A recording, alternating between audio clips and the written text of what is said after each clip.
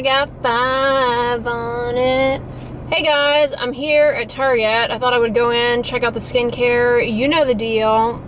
Sunglasses are from a FabFitFun box. I get questions about it all the time, but they're from Tom's. I'll link them down below. And I wear these to protect the backs of my hands. All right, I'm over here in the Pacifica section, and Pacifica has a SPF 45 setting spray. Now, I get questions about these over on my Instagram. Can I recommend one?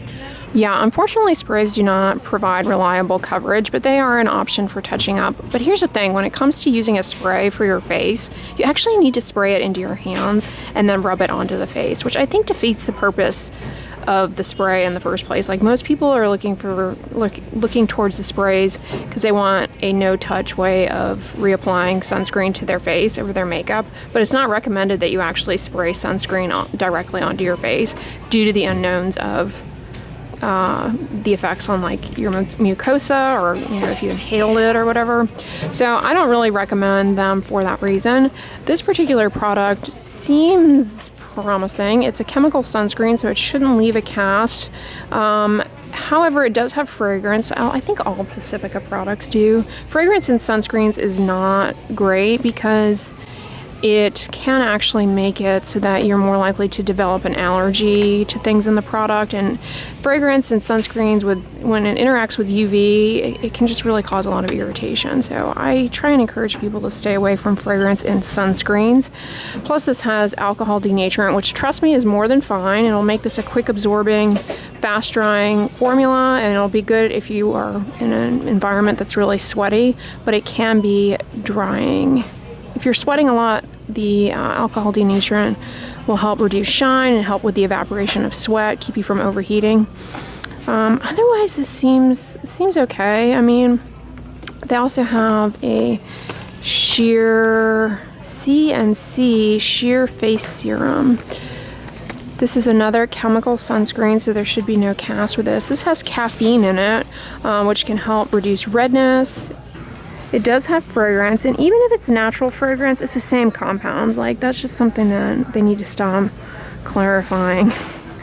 Otherwise, this seems like it'd probably be pretty good if it weren't for the fragrance, because it's got a bunch of marine extracts like kelp, algae. That's really moisturizing. A lot of people find that sunscreens are kind of filmy and they're not super hydrating. I bet that one would be pretty good. And SPF 55, that's good. There are studies showing that actually the higher the SPF, the better it is at protecting you against a burn, just due to the nature of the way people apply sunscreen. It's really hard to apply enough of it to ever get to the SPF on the bottle. Ooh, what's this vegan collagen SPF 30 everyday lotion?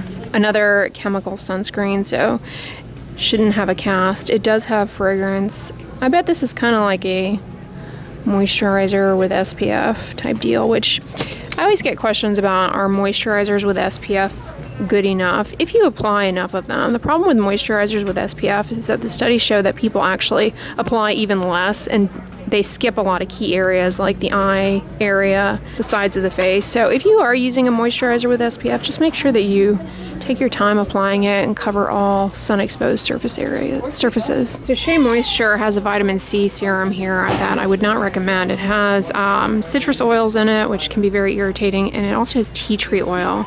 Now, tea tree oil, there are some studies showing that it helps reduce like fungal infections and may be helpful for acne, but it's no better than standard of care treatments, and it comes with a much higher risk of irritation. And then what is the actual vitamin C? Oh, tetrahexyl decyl ascorbate, which is a stabilized form of vitamin C.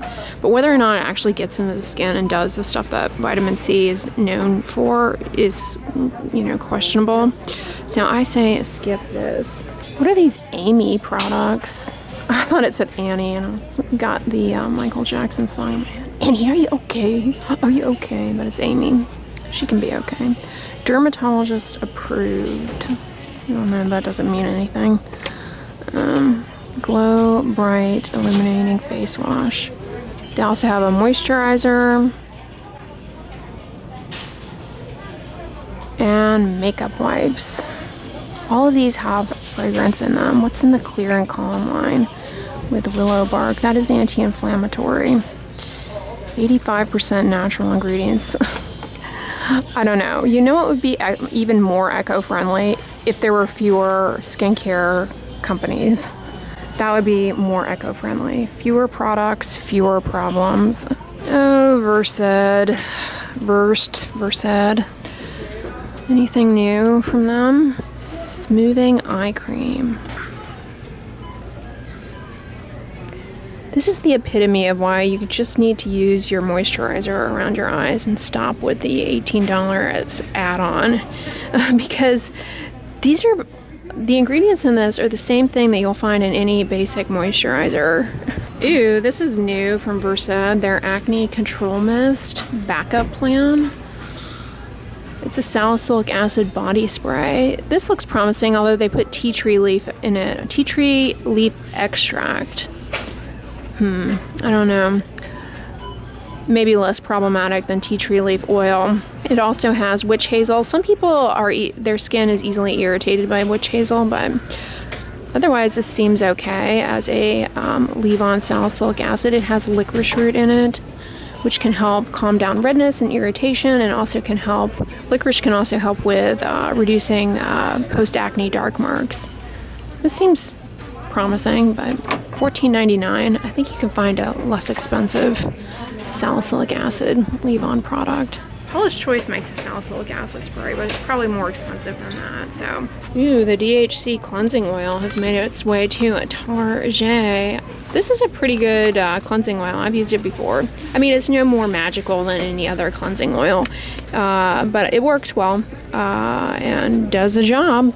I prefer the Hada Labo one just because it's less expensive. What is this? Bliss Blockstar Invisible Daily Sunscreen. This is a mineral sunscreen. So see, it says invisible daily, but if it's a mineral sunscreen, it's gonna leave a cast. It's got lavender oil in it that's fragrant, so I don't recommend that. L'Oreal Maybelline. Ooh, we have an Up and Up dupe for the Eucerin Intensive Repair Lotion, which I really like. Highly recommend the oil-free facial moisturizer from Up and Up. It's a nice dupe for the Neutrogena oil-free sensitive. So from time to time, Number 7 Laboratories has some pretty good products, and this 15% glycolic acid resurfacing peel is a good one. Yeah, it has glycolic acid, which will help lift up sun-damaged skin cells and can help brighten up hyperpigmentation, and it also has gluconolactone, a polyhydroxy acid that will help with moisture retention and gently exfoliate the skin. Now, how often does it say to use this? 3 times a week. That sounds good. Leave on for 5 minutes and wash away with water for best results. Yeah, you wouldn't want to use something like this daily because it can cause a lot of irritation. And if you're using retinol or retinoids, you don't want to use this along with that. But as it says, you can use it all you need to do is use it 3 times a week. So you could not use your retinoid on the nights that you use this. Glycolic acid does make you a little bit more sensitive to the sun, so you do need to be really diligent with sunscreen. It's kind of crowded in here today. I love this Black Girl Kid sunscreen, $9.99, zero cast, very moisturizing. The Make It Matte is also really nice, but it's a lot more expensive. No cast with that. I haven't tried this one, but I would say skip it and just get the kids one because this is probably a similar consistency. It's a lotion. This gives you a higher SPF and it's a lot less expensive. Now, this product I adore, the Invisible Daily Defense Face Serum. This is a chemical sunscreen, no cast. For me, it does not burn or sting around the eyes whatsoever. And it doesn't. This particular one doesn't have fragrance. It's water resistant, and I personally love this. I just finished it actually a few days ago. If you have oily skin, I think you'll really like it because it's a very lightweight consistency.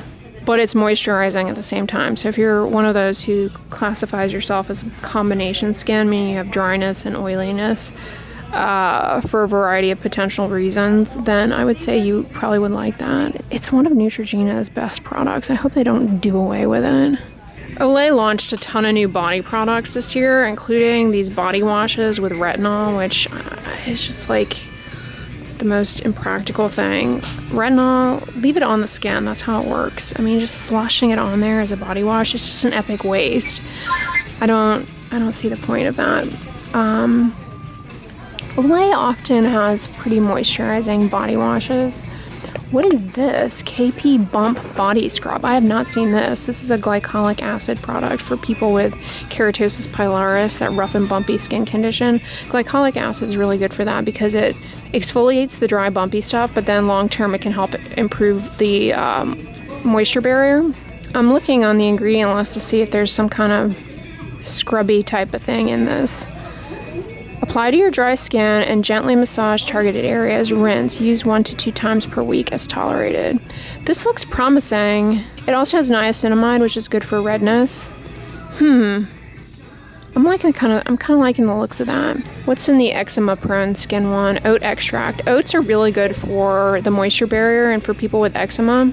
I recommend the Aveeno body washes for that reason, but this looks good. It also has niacinamide, and there's no fragrance in this.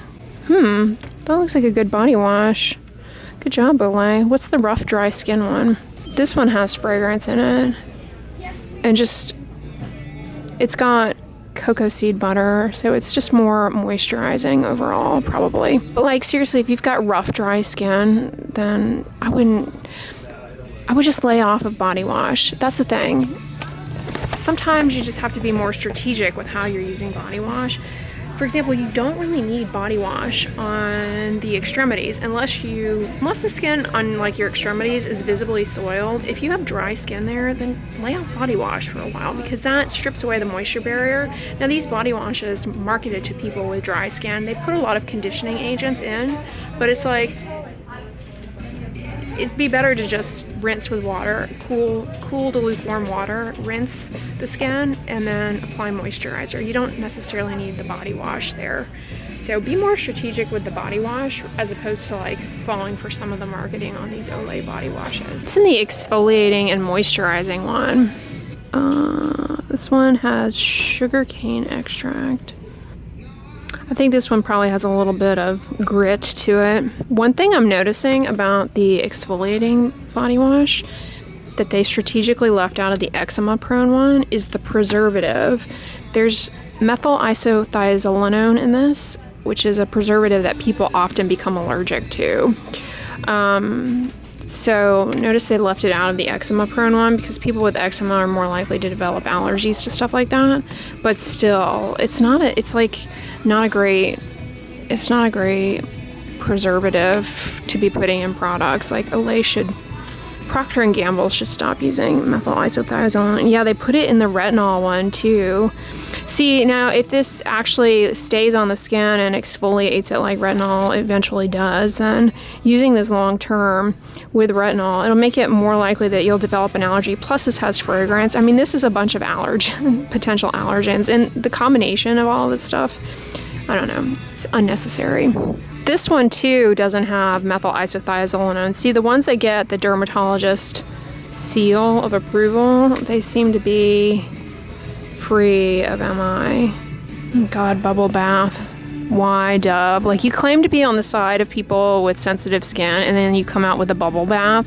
Bubble bath is like the worst thing. It really aggravates eczema and all sorts of skin problems. I mean, I know it's like fun, but the problem with bubble bath is that basically you're soaking yourself in surfactants that strip away the lipids from your skin, dry out your skin, and cause irritation. And then you're simultaneously depositing fragrance. Plus your bath is probably really warm, and that further makes the skin dry and irritated. You know me, I was Debbie Downer. Oh my God, the natural deodorants, they will not go away. What is this, Hey Humans? People keep asking me about putting glycolic acid under their armpits, like this is some TikTok thing, to use glycolic acid as a deodorant. No, I don't recommend using exfoliants in the skin folds, because when you have skin-on-skin contact and you try and you use an exfoliating ingredient, it's like 10 times more irritating, and that can cause a lot of problems. I don't know. I think that they are thinking that using glycolic acid will support a skin microbiome that is less likely to lead to body odor.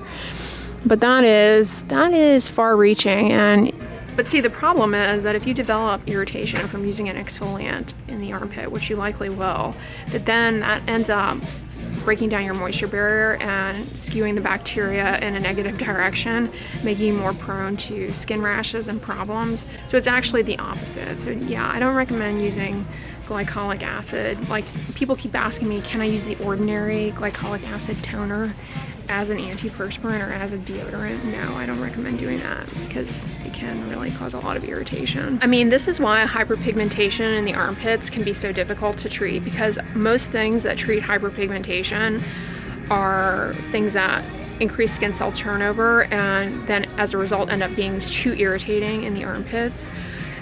So ingredients that are better to use there are for hyperpigmentation are niacinamide, licorice root, soy. These can reduce hyperpigmentation, but they're also very moisturizing and anti-inflammatory. But yeah, getting back to the antiperspirant thing, I'm telling you, just embrace aluminum salts. Like, things like this are just perfume. That's all they are, sticks of perfume. It just really does not get at the pathophysiology of body odor whatsoever. It just masks it by putting perfume there. And perfume trapped in the armpit can cause a lot of irritation. Like, you could just go into Bath and Body Works, pick up a scented lotion and rub it in your armpits. It's basically the same thing. What's this new Dove refillable deodorant? Carpe antiperspirant lotion. This is great if you have hyperhidrosis on the palms or soles. It's an aluminum salt that will trickle down into the sweat glands and reduce output of sweat by causing the glands to involute. The eucalyptus leaf oil may be irritating, but probably acts as a preservative. This looks actually pretty promising. As a side note, you can use your antiperspirant on your feet and your hands.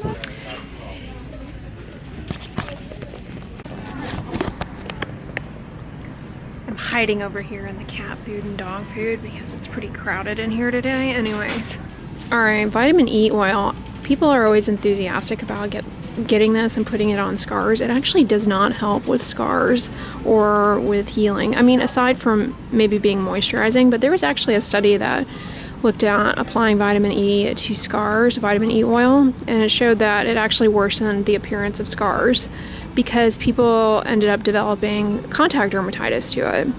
Now, vitamin E is going to be in most, like 90% of all skincare products because it's an antioxidant and it helps with ingredient stability. But in an oil like this, or in those capsules, it's very concentrated, and that makes it more likely that you'll develop a problem to it. Speaking of cat and dog needs, did you guys hear that Burt's Bees is getting sued because they have a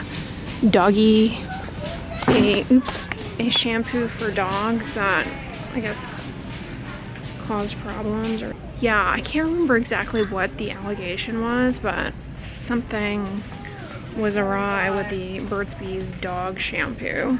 Looks like Care Of has a line of vitamins here in Target now. What is it with the YouTube to Target pipeline? Care Of, Function of Beauty. Well, Target did not disappoint, and I'm glad I was able to cover those Olay body washes because I've been getting a lot of questions about them, including that retinol one. So hopefully this video was helpful to you guys and you enjoyed it. If so, give it a thumbs up, share it with your friends, and as always, don't forget, sunscreen and subscribe. I'll talk to you guys tomorrow. Bye.